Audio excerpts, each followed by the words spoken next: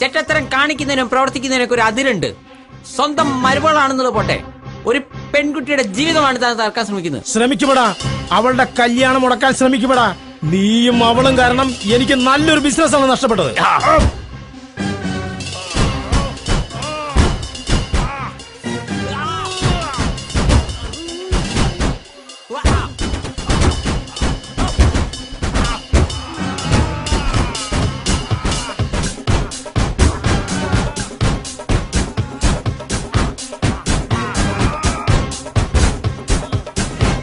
ഒരു കിണർ കുഴിക്കുമ്പോൾ ആദ്യമായി പുറത്തേക്ക് വരുന്നത് വെള്ളമല്ല, മറിച്ച് കല്ലുകളും മണ്ണിൻ കട്ടകളുമാണ്.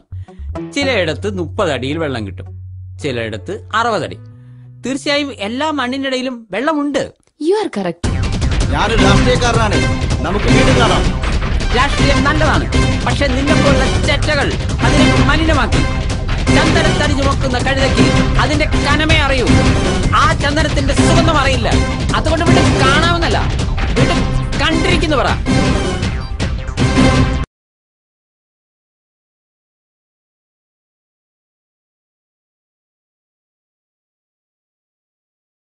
അങ്ങോട്ട് മാറിട്ടാ. അയ്യോ സാർ, ഞാൻ അത്യാവശ്യമായി തിയേറ്റർ വരെ ഒന്ന് പോവുകയാണ്. ആരാണ് ഇത്ര സീരിയസ് ആയി ഓപ്പറേഷൻ തിയേറ്ററിൽ കിടക്കുന്നത്? ഓപ്പറേഷൻ തിയേറ്റർ അല്ല സാർ, സിനിമാ തിയേറ്റർ. അത്യാവശ്യമായി ഹോസ്പിറ്റലിൽ പോകുന്നു, അത്യാവശ്യമായി വീട്ടിൽ പോകുന്നു, അത്യാവശ്യമായി കക്കൂസിൽ പോകുന്നു ഒക്കെ കേട്ടിട്ടുണ്ട്. ഇതാദ്യമായി ഒരുത്തൻ തിയേറ്ററിൽ പോകുന്നു എന്ന് പറയുന്നത്. എന്താണ് നിന്റെ പേര്? ജോൺ. എന്ത് ഫോണോ? ഫോണല്ല സാർ, ജോൺ. എന്താണ് നിന്റെ മുഖത്തൊരു കള്ള ലക്ഷണം? അതെനിക്ക് പാരമ്പര്യമായി കിട്ടിയതാണ് സാർ.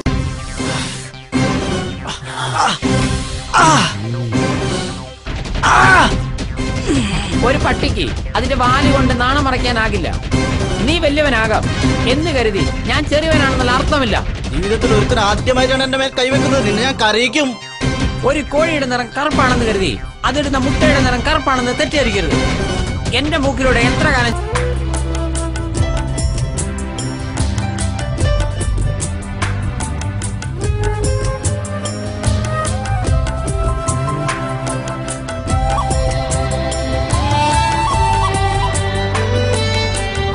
പാല് കുടിക്കാമെങ്കിൽ അതിന്റെ മാംസം കഴിക്കുന്നതിൽ എന്താണ് തെറ്റ്? അങ്ങനെയെങ്കിൽ ചെറുപ്പത്തിൽ അമ്മയുടെ മുലപ്പാല് കഴിക്കുന്നു എന്ന് കരുതി അമ്മ മരിച്ചതിന് ശേഷം അമ്മയുടെ ശവം ആരെങ്കിലും തിന്നോ? ഞങ്ങൾ പശുവിനെ അമ്മയായിട്ടാ കണക്കാക്കുന്നത്.